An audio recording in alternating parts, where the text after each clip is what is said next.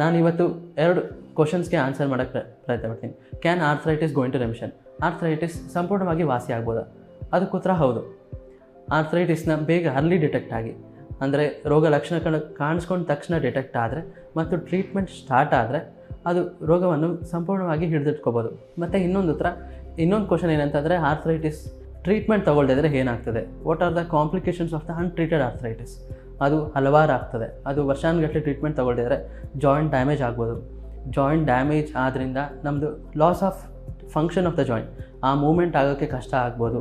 ಅದ್ರ ಜೊತೆಗೆ chronic pain, ಅದು ವರ್ಷಾನುಗಟ್ಟಲೆ ಆದರೂ ಪೇಯ್ನ್ ಅದೇ ಜಾಯಿಂಟಲ್ಲಿ ಅದೇ ರೀತಿ ಪೇಯ್ನ್ ಉಳ್ಕೋಬೋದು. ಆ ಪೇಯ್ನ್ ಜೊತೆಗೆ ಸ್ವಲ್ಪ ಮೆಂಟಲ್ ಇಶ್ಯೂಸ್, ನಮಗೆ ಅದ್ರ ಜೊತೆಗೆ ಸುಸ್ತಾಗೋದು, ಫೆಟಿಗ್, ಮತ್ತು ಇದಲ್ಲದೆ ಅದು ಬೇರೆ ಅಂಗಕ್ಕೆ ಇನ್ವಾಲ್ವ್ ಆಗೋವಂಥ ಚಾನ್ಸಸ್ ಕೂಡ ಇರ್ತದೆ.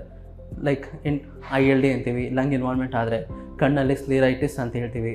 ಹೃದಯದಲ್ಲೂ ಒಂದೊಂದು ಸಲ ಟ್ರೀಟ್ಮೆಂಟ್ ಆಗದೇ ಇದ್ದರೆ ಹೃದಯಕ್ಕೂ ಇನ್ವಾಲ್ವ್ ಆಗೋವಂಥ ಚಾನ್ಸಸ್ ಇರ್ತದೆ. ಅದಕ್ಕೋಸ್ಕರ ಆರ್ಥ್ರೈಟಿಸ್ ಆದಷ್ಟು ಬೇಗ ಕರೆಕ್ಟಾಗಿ ಟ್ರೀಟ್ಮೆಂಟ್ ಮಾಡ್ಕೋಬೇಕು.